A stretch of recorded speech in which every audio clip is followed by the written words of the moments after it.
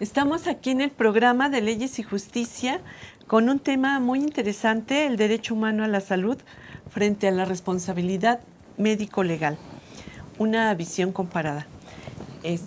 Este libro pues, fue editado por la Comisión Nacional de Derechos Humanos en México y bueno, está escrito por el doctor en medicina Antonio Fuente del Campo. Tenemos también a la doctora Alma de Los Ángeles Ríos, a la maestra Saudi Saret, la maestra Saudi Saret Vadillo Castillo, que nos hacen favor de acompañarnos para tratar este interesante tema.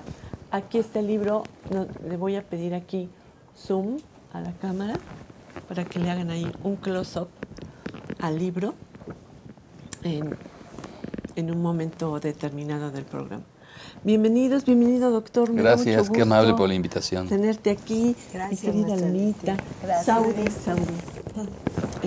Vamos a tratar este tema y creo que es muy interesante y va a ayudar mucho a las personas. Pues, doctor, háblanos así de la responsabilidad médica. Es un tema muy delicado porque, pues, incluso hay varias legislaciones que regulan la responsabilidad de los médicos. Creo que la medicina es una de las carreras más delicadas y comprometidas con el ser humano. Sí, aquí los componentes son los importantes. En este tema, tanto el paciente mismo como receptor de los servicios, como el médico que los proporciona, son la parte importante. Ahora, el médico trata de hacer su trabajo lo mejor posible. El paciente quiere que le den la mejor atención a que pueda tener posibilidades o acceso. Y la ley trata de que, a través de sus procesos de legislación, que esto se lleve en armonía, adecuadamente, para obtener buenos resultados.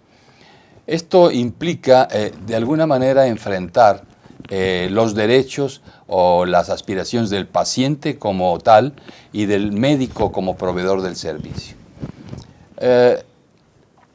Esta incompatibilidad a veces debe transformarse en compatibilidad a base de una buena comunicación, en que el médico respete a su paciente y el paciente le merezca respeto al médico. El médico debe de contar con los elementos adecuados para llevar a cabo el tratamiento y la paciente debe estar bien compenetrada con su médico, tenerle la confianza suficiente para aceptar lo que le proponga y participar. Mucho del éxito de un tratamiento, de un control posoperatorio, va a depender de la forma en que el paciente cumpla con las indicaciones. De otra manera, el resultado puede verse afectado. Además, el doctor tiene una especialidad de las más delicadas, yo lo considero, en el campo de la medicina, porque él es cirujano plástico. Y entonces, pues yo creo que para que la gente quede muy contenta, es un poco difícil, ¿no, doctor? No es difícil. Sí es una cirugía en la que la complacencia del paciente es parte importante. A diferencia de muchas otras que son muy complicadas, como la neurocirugía o la cirugía cardiovascular, esta tiene su complejidad porque no nada más hay que saber hacer la cirugía, hay que saber indicarle al paciente correcto el procedimiento que más le conviene y hay que hacerlo bien. Pero cuando hablo de hacerlo bien, no es nada más ejecutar el procedimiento adecuadamente, sino con un concepto estético de proporción y volúmenes que resulte en un resultado estético. Y en esto, como muchas cosas, no todo lo bonito es bonito para todo mundo. Cada quien tiene su enfoque, su punto de vista, lo que quisiera hacer. No falta el paciente que llega con uno con fotografías de Elvis Presley o de Marilyn Monroe y dice, doctor, quiero ser como este. Mire, todo el mundo me ha dicho que me parezco mucho a Elvis Presley, nada más me falta esto y esto y esto otro. ¿Usted me lo puede hacer? Y cosas así que son muchas veces vagas, difusas, no son concretas de hecho, y son difíciles de complacer. Y aun con que uno crea que lo logró, si el paciente no lo percibe, está uno fuera de contexto. Sí, por eso se me hace un poquito delicada ahí la situación. Pero volviendo al tema de la responsabilidad médica, creo que sí se da desafortunadamente, en la vida real, todas estas situaciones en las que, pues ya sea porque el médico no pudo realizar muy bien su trabajo por causas externas o porque el paciente no quedó muy a gusto con el tratamiento que se le dio, pues tenemos esta constante, a veces, quejas por parte de los pacientes en los que el médico se ve pues involucrado y creo que es un punto muy delicado y lo principal ahí está la responsabilidad. Sí, aquí es punta clave el tener buena comunicación con el paciente. Si el paciente no sabe lo que puede obtener, si uno no tuvo la paciencia o la capacidad de explicar cuál es la expectativa, cuál es lo que puede aspirar a obtener, va a haber un desencanto, una decepción y lo va a hacer infeliz. Pero si uno le explica el tipo de piel que tiene, el volumen de grasa que existe, su aspecto genético, su capacidad cicatricial, y le delimita con precisión hasta donde es posible las limitaciones del procedimiento, el paciente lo va a entender en la mayoría de los casos. El problema es cuando el paciente espera verse como Elvis Presley o como Marilyn Monroe, con cualquiera de estas gentes que son prototipo de belleza física y no lo obtiene. Cuando llega para hacerse una corrección de contorno corporal porque tiene una llantita aquí o una llantita allá o por X situación que no le complace, espera que uno las meta en una máquina y salgan del otro lado como eran hace 15 años, ¿no? Y eso no ocurre. Ahora, si el paciente entiende que su piel ya ha sido afectada por el sol, por el cigarro, por la salud, por muchas otras cosas, pues tiene que entender que el material no es el óptimo. Claro. Yo pienso que no es lo mismo hacerse un vestido con un chantú de seda que con un pañito o un fioco de algodón. Nunca va a lucir lo mismo y no vamos a obtener el mismo producto. El mismo producto. Pues aquí tenemos a la doctora Alma Ríos, que también es realmente una reconocida maestra en la Facultad de Derecho de la Universidad Nacional Autónoma de México, con este tema para que pues también nos oriente sobre todas estas cuestiones legales. Almita, si nos haces el favor. Bueno, muchas gracias. La maestra sabe. Gracias. Gracias, maestra Leti, por estar aquí. Buenas tardes. Realmente este tema es muy interesante. Es muy interesante porque la visión legal es muy diferente a la visión del médico. Nos encontramos en dos ciencias, una es eminentemente calificada como científica y otra de carácter social, donde el objeto pues es el hombre. Y en este caso, la relación médico-paciente. Jurídicamente hablando, nosotros ante una mala praxis o bien ante un error voluntario o involuntario, pues tenemos que pensar como abogados si efectivamente el acto médico, producto de omisiones o de acciones, fue encaminado o fue dirigido a provocar un daño al paciente, cosa que imposible de considerarlo. Uno ve al médico, al sacerdote, ya no digo al abogado, médico y sacerdote, como las gentes más respetables de un círculo social, ¿no? ¿Por qué? Porque el bien jurídico tutelar es la vida, es la integridad física de los pacientes. Entonces, tratar estos temas desde uno u otro punto de vista, pues genera mucha polémica, mucha disparidad de opiniones, disparidad de criterios y sobre todo, como dice el doctor Fuente del Campo, en una especialidad hoy por hoy tan demandada como es tan demandada o solicitada desde el punto de vista del paciente, porque vivimos en un mundo de imagen, porque todos nos queremos ver bien, porque pensamos que un estético, como suelen llamarse, puede aplicar desde un relleno, desde un botox, sin tomar en cuenta que la medicina tiene especialidades. Y que la medicina es de las profesiones que están cada 5 años certificada. Los abogados no. Los abogados, si tú lo recordarás, Leti, nosotros no fuimos educados con el actual sistema legal. Tuvimos materialmente que prepararnos, que actualizarnos para poder reconocer nuestro sistema legal. Una constitución que ha tenido 20,000 reformas, pues algo similar ocurre en el ejercicio de la práctica médica. Ellos sí se actualizan, sí se preparan, sí tienen que enfrentar en un momento dado el miedo hacia una demanda. No, sí, y creo que es muy importante lo que acabas de decir. Bueno, usted lo debe saber, doctor, de que está muy de moda el Botox, pero lo aplican los cosmiatras. Y entonces yo de repente veo a las personas, bueno, a las mujeres, que se les hacen unas bolas en la cara, ¿no? Entonces digo, ay, Dios mío, ¿qué te hiciste? No, pues que Botox, ¿no?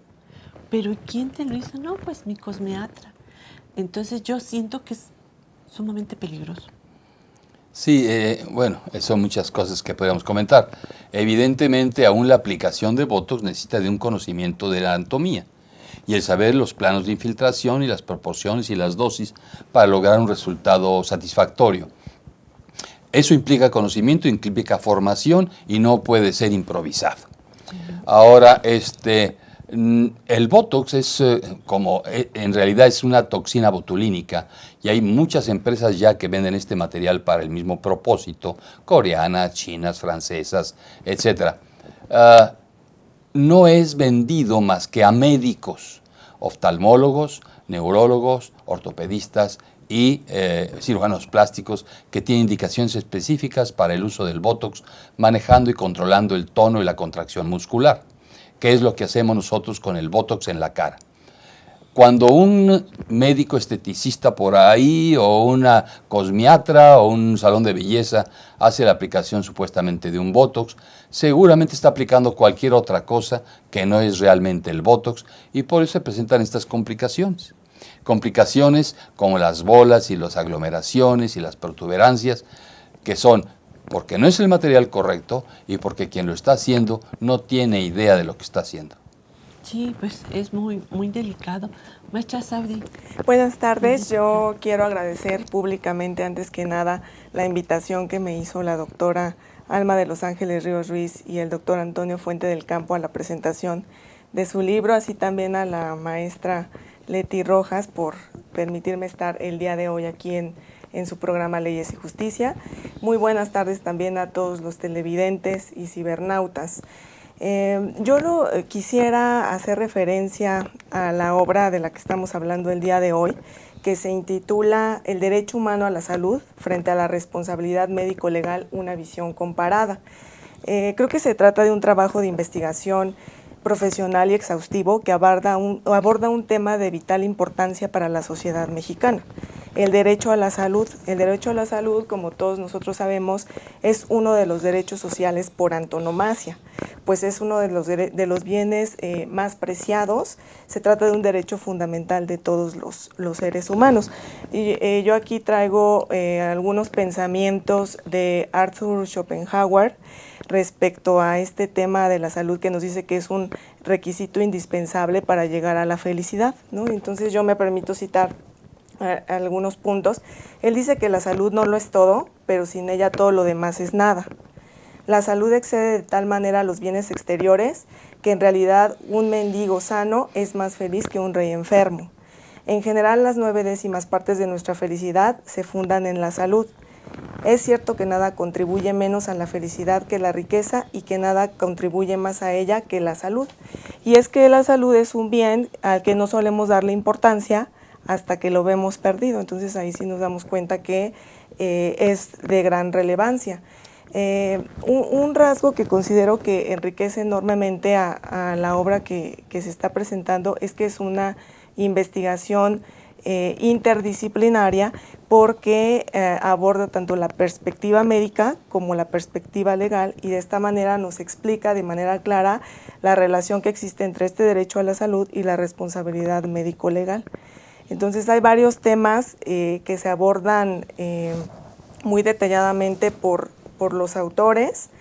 Es una obra muy sencilla, clara, elaborada con un lenguaje llano, de manera que se convierte en una obra de consulta obligada tanto para los profesionales del derecho como para los profesionales de la medicina y para los pacientes en general, que en realidad todos nosotros somos y hemos sido usuarios de los servicios médicos. Entonces yo creo que es muy importante pues que todos la conozcan. Y aparte considero que nos lleva de la mano porque nos explica paso a paso de qué manera puede surgir una responsabilidad médica. Esto es a partir de que del acto médico del acto médico misma, y la responsabilidad puede ser de diferentes tipos, ¿no? Puede ser una responsabilidad administrativa, civil, penal. Ahí nos dicen en la obra en qué consiste cada una de estas responsabilidades, qué es lo que conlleva. También la posibilidad de evitar tener que recurrir a las instancias jurisdiccionales y fomentar esta cultura de la conciliación. Se desarrolla también muy a fondo las funciones de la CONAMED por los autores, ¿no? Entonces yo creo que además de hacer este estudio, abordan una visión comparada en varios países de América Latina. Entonces yo creo que es una obra muy recomendable que todos debemos conocer, ¿no? Tenemos la CONAMED y sí me gustaría, maestra Saudí, que les diga qué es CONAMED y a qué se dedica CONAMED, porque es muy, muy importante para que el público lo sepa y pueda acudir en un momento determinado. La CONAMED es un órgano desconcentrado de la Secretaría de Salud que tiene como finalidad acercar al paciente con el médico para evitar llegar a esta instancia jurisdiccional que en determinado momento puede ser muy tardada por los tiempos de respuesta y muy costosa. Entonces, el paciente presenta su queja ante la CONAMED y puede iniciar con una orientación y una gestión inmediata que también en el libro nos hablan de ello. Puede ser que a lo mejor no se le esté prestando el servicio al paciente y entonces con una sola llamada se resuelva este problema. En caso de que las cosas vayan más allá, lo que se puede hacer es recurrir a la conciliación, tratar de llegar a un acuerdo entre el paciente y el prestador del servicio médico. En caso de que lleguen a un acuerdo, se firma un convenio de conciliación y ahí termina el problema. En caso de Perdón, que, maestra, sí. vamos a un corte comercial y regresamos. Muchas gracias.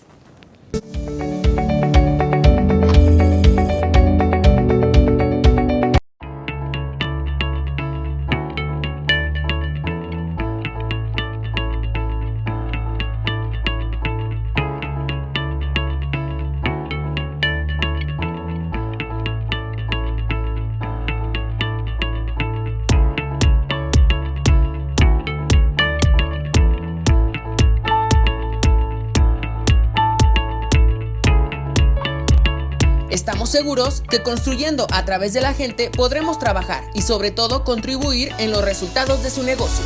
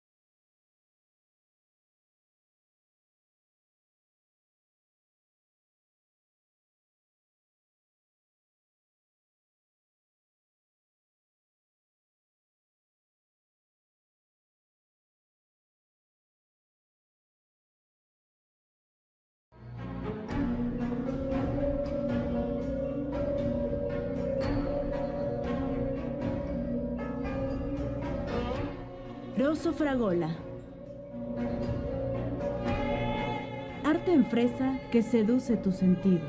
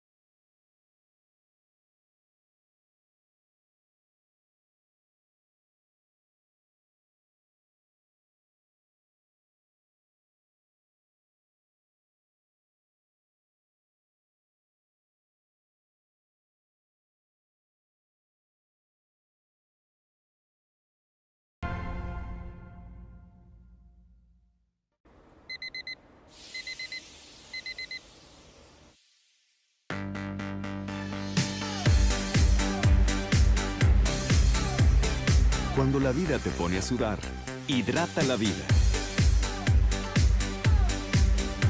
Electrolit, científicamente hidratante.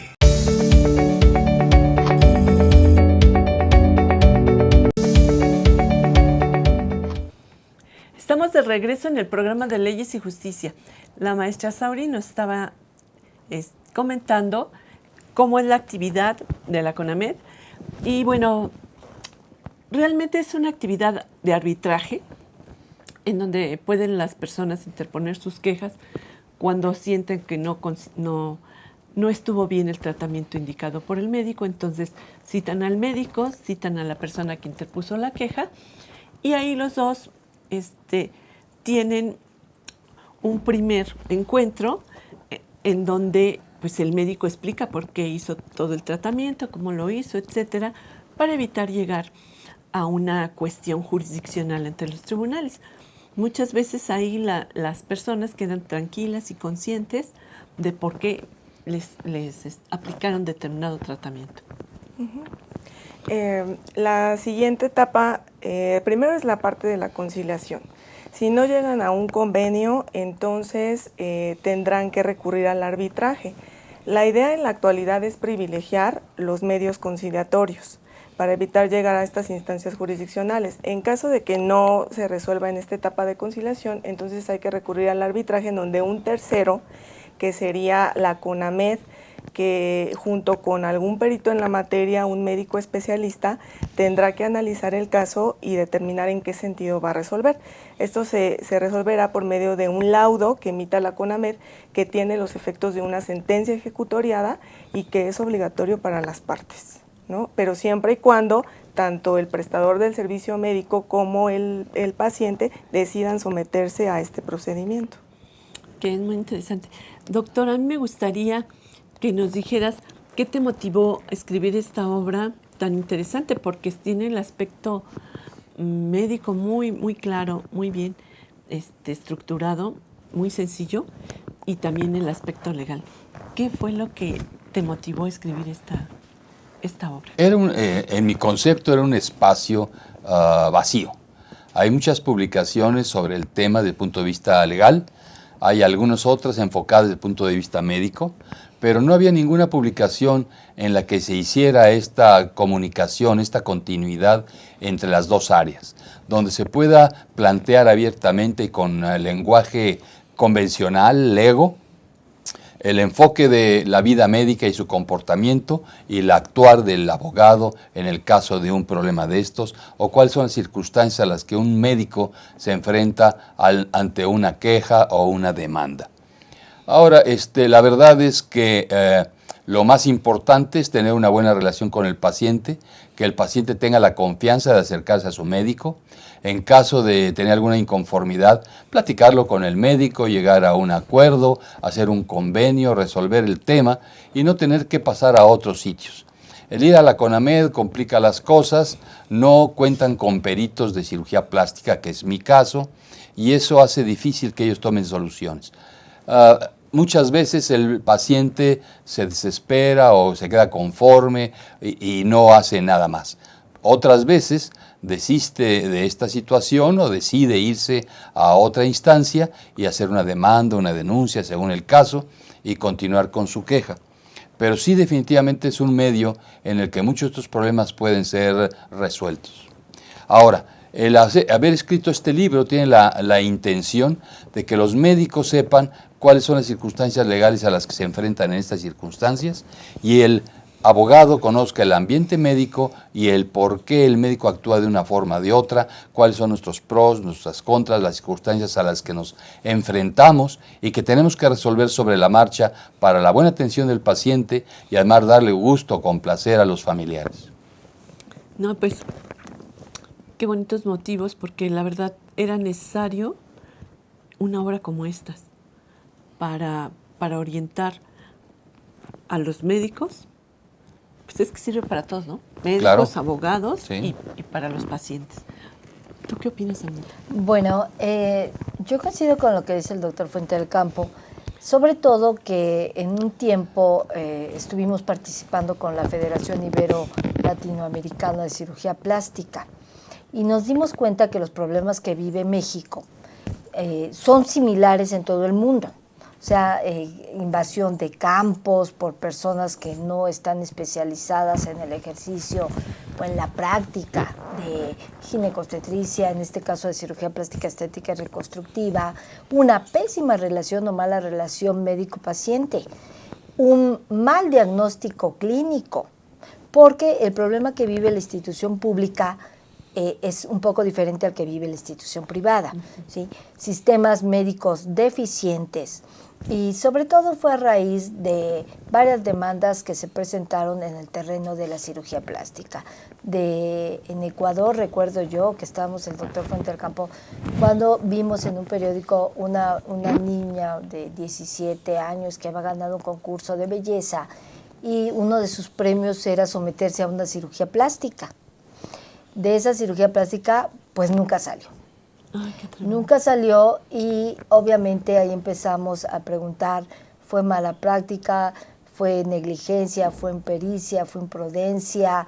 ¿Fue un error voluntario, error involuntario? O sea, todo lo que conllevaba el riesgo de estar, el médico era certificado, no era certificado.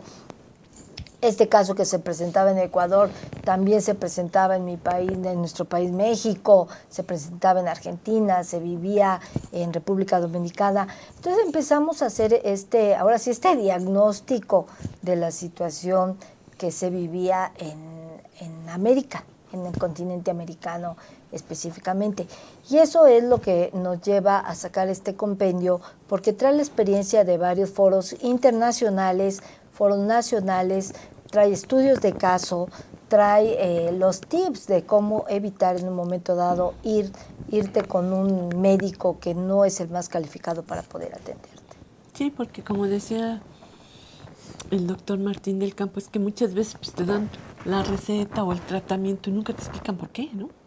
Entonces es muy importante la relación médico-paciente.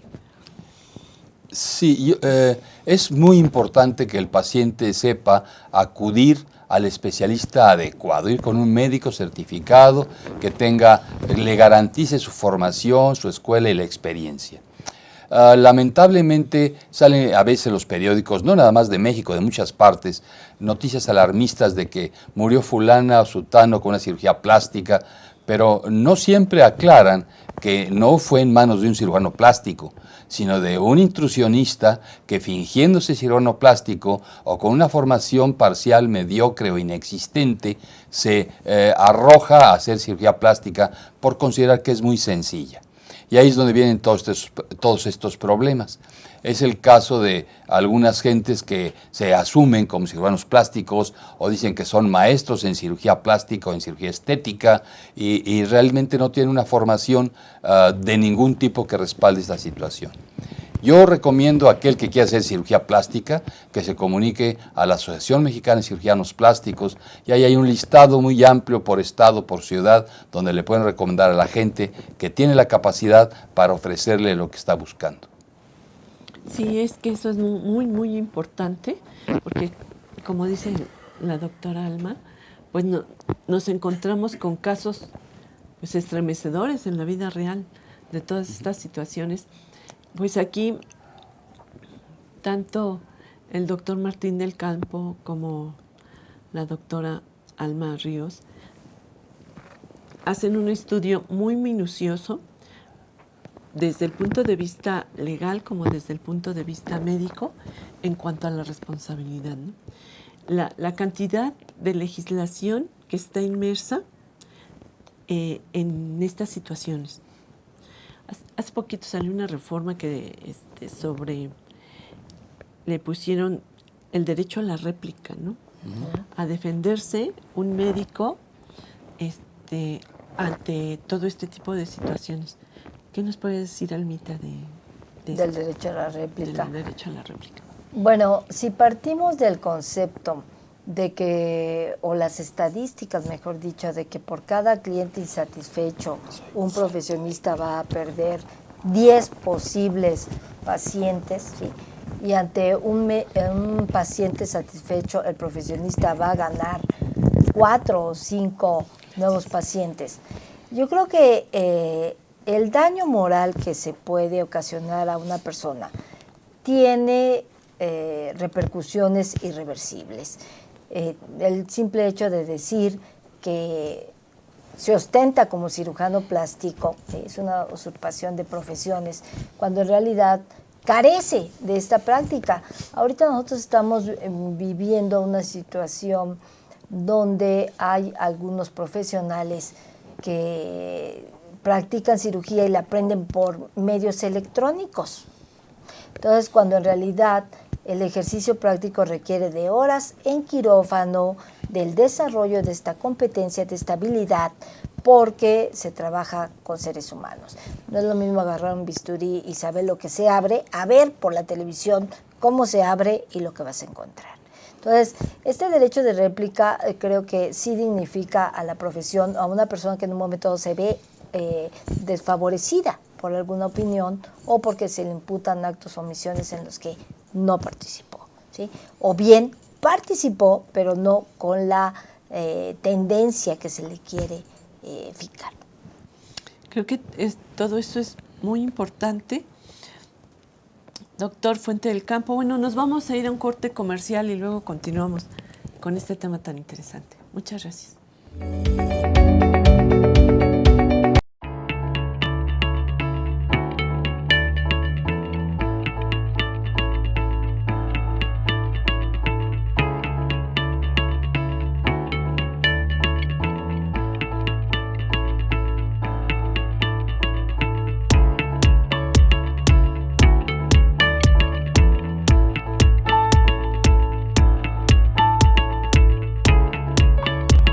Estamos seguros que construyendo a través de la gente podremos trabajar y sobre todo contribuir en los resultados de su negocio.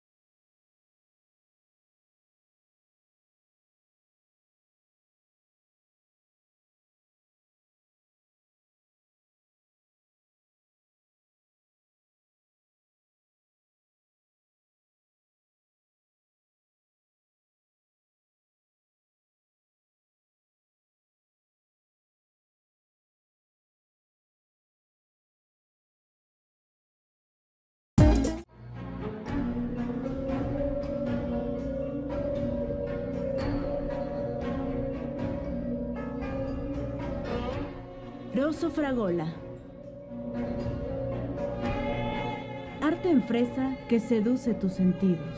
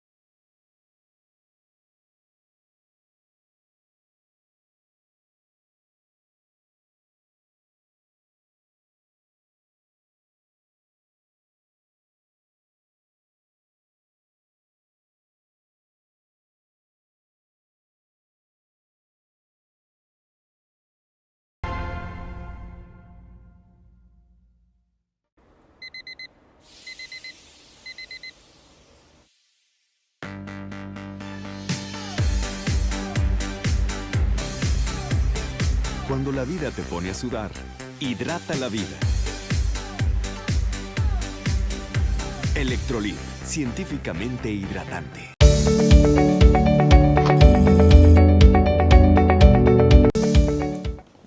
Pues regresamos con este programa tan interesante sobre la responsabilidad médico-legal, una visión comparada, que es la obra de dos grandes profesionistas en distintas materias, la doctora Alma de Los Ángeles Ríos Ruiz y el doctor Antonio Fuente del Campo, que es médico, una abogada y un médico muy reconocidos los dos en su ámbito. Y estábamos viendo qué oportuna sale la obra, el vacío que vino a llenar, la orientación para los médicos, para los abogados y para los pacientes mismos acerca de todo lo que se puede hacer en cuanto a la responsabilidad médica. Tenemos nosotros aquí una lista de la legislación en donde pues podemos ver toda la responsabilidad de un médico. Está la Constitución, porque regula la salud, la Constitución Política de los Estados Unidos Mexicanos, el Código Penal Federal, el Código Civil Federal, la Ley General de Salud, el Reglamento de la Ley General de Salud en materia de prestación de servicios de atención médica, el Reglamento de la Ley General de Salud en materia de investigación para la salud, el Reglamento de la Ley General de Salud en materia de control sanitario, de la disposición de órganos, tejidos y cadáveres de seres humanos. Esto es muy delicado porque pues sí pasa y muy seguido. Las normas oficiales mexicanas de la Secretaría de Salud, la Ley General de Profesiones, la Ley General de Responsabilidades Administrativas de los Servidores Públicos. En la Ley General de Profesiones incluso hay sanciones de suspender a los profesionistas en el ejercicio por pues haber empleado mal sus conocimientos o hacerse pasar por médicos o por abogados y que no lo son. Entonces, creo que esta obra viene a llenar un gran vacío tanto en el sector salud como en el sector jurídico. La maestra Sauri nos va a hablar sobre los tratados internacionales y toda la legislación internacional que existe. Son varios los documentos internacionales que consagran el derecho humano a la salud. Entre ellos tenemos el Pacto Internacional de Derechos Económicos, Sociales y Culturales de 1966, la Convención Internacional sobre la Eliminación de todas las formas de discriminación racial, la Convención sobre la Eliminación de todas las formas de discriminación contra la mujer, la Convención sobre los Derechos del Niño, la Convención Internacional sobre la Protección de Derechos de todos los trabajadores migratorios y de sus familiares, la Convención sobre los Derechos de las Personas con Discapacidad, el preámbulo de la Constitución de la Organización Mundial de la Salud, la Declaración Universal de Derechos Humanos de 1948, en la que se establece y reconoce el derecho a la salud, la Declaración Americana de los Derechos y Deberes del Hombre de 1948, el Pacto Internacional de Derechos Económicos, Sociales y Culturales, entre otros más, ¿no? A nivel nacional, como ya lo comentaba la maestra, nuestra Constitución, la Constitución Política de los Estados Unidos Mexicanos, en el artículo 4, párrafo 4 de la Constitución, establece que toda persona tiene derecho a la protección de la salud. Y estas personas, al acercarse a los servicios médicos, deberán recibir una atención médica oportuna, idónea, profesional, y en caso de que no se cumplan con estos requisitos, pues entonces puede surgir una responsabilidad jurídica. Entonces, como ven ustedes, pues el libro abarca varias esferas, tanto médicas como jurídicas, y pues es un instrumento fabuloso para todos. Porque bueno, como dijo la maestra Sauri, pues todos hemos ido al médico. Yo creo que no hay nadie que se salve de haber ido al médico, porque son profesionistas muy importantes en la vida del ser humano. Maestra Almita. Bueno, yo sí quisiera decir que el libro contiene casos. También usamos el método de casos en algunos artículos con relación al bien jurídico a tutelar y la intervención de la Corte Interamericana de Derechos Humanos.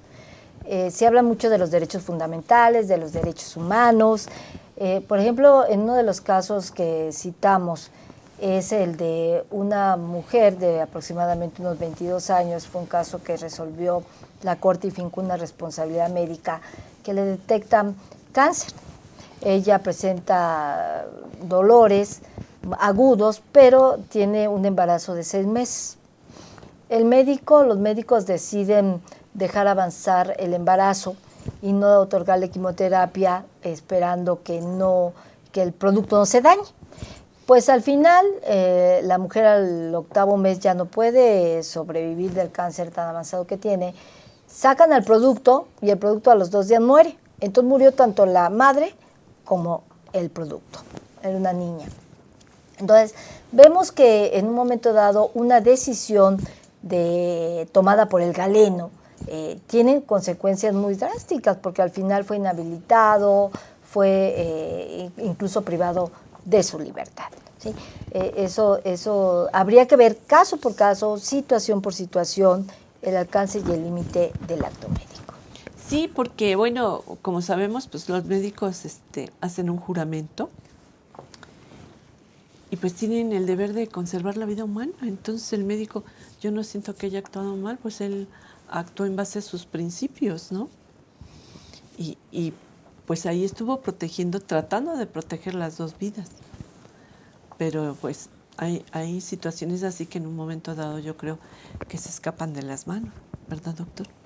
Sí, el médico, como bien dices, está sometido al juramento de Hipócrates, y habla de que tenemos la obligación moral de aplicar todo nuestro conocimiento y ponerle todo nuestro tiempo y nuestra intención en el manejo, tratamiento, buscando la mejor opción para el paciente. Lo que el médico no puede hacer es garantizar un resultado, porque eso depende de muchos factores que escapan de nuestras manos. El tener un paciente con un tumor no es lo mismo que llegue a una fase inicial a que llegue a una fase tardía. No es lo mismo que el paciente tenga una quemadura de grado superficial a una de grado profundo. No es lo mismo que un paciente tenga una nariz con una bolita en la punta a que la nariz esté totalmente deformada. En fin, todo está relativo al problema original. Pero lo que es definitivo es que el médico tiene la obligación de aplicar todo su conocimiento y su experiencia para lograr el mejor resultado. Entonces, como ven ustedes, pues son situaciones que se presentan de improviso en un momento determinado y pues es muy delicada, por tanto, la función pues de los médicos. El doctor pues tiene varios cargos, es muy reconocido, y sí me gustaría que nos hablaras de tus cargos y de cómo las personas en un momento dado te pueden contactar, doctor. Estoy como profesor titular del curso de cirugía plástica de la universidad en el Hospital Dr. Manuel G. González. Soy el coordinador de los cursos de cirugía plástica como subespecialidad para la universidad a nivel nacional. Estoy encargado de la dirección académica de la Asociación Mexicana de Cirugía Plástica y coordino o presido el comité de ética de la misma asociación. Mis actividades dentro de la Academia de Medicina, la Academia de Cirugía, y todo esto es la parte académica. Igual aplicadas en la tarde a mi actividad personal, en mi clínica, la Clínica de Cirugía Plástica Actuel, donde atiendo todo tipo de pacientes bajo esta misma mística. Y para cualquiera de las consultas o dudas que tenga, estoy a sus órdenes en cualquiera de estos sitios. ¿Y los teléfonos? 5291 52 46 98 18 y 52 47 38 25. Y en el Hospital G. González, el 4000 3000, extensión 3122. Doctor, me gustaría que para cerrar con broche de oro este programa le dieras un mensaje al público que nos está viendo. Bueno, lo más importante es saber escoger a su médico. No por una sola recomendación determinarse, conversar con él, entrevistarse, conocer sus credenciales, que se defina como un médico certificado, que se está recertificando, que está vigente y con el cual haga un buen contacto empático, porque la empatía en una relación médico-paciente es fundamental para tener éxito. Pues muchas gracias por habernos acompañado en este programa de Leyes y Justicia, a todo el público y cibernautas que nos están viendo. Muchas gracias al doctor Antonio Fuente del Campo, también a la doctora Alma Ríos y a la maestra Sauri. Muchas gracias por haber estado con nosotros. Nos vemos en el próximo programa. Muchas gracias. Gracias por la invitación.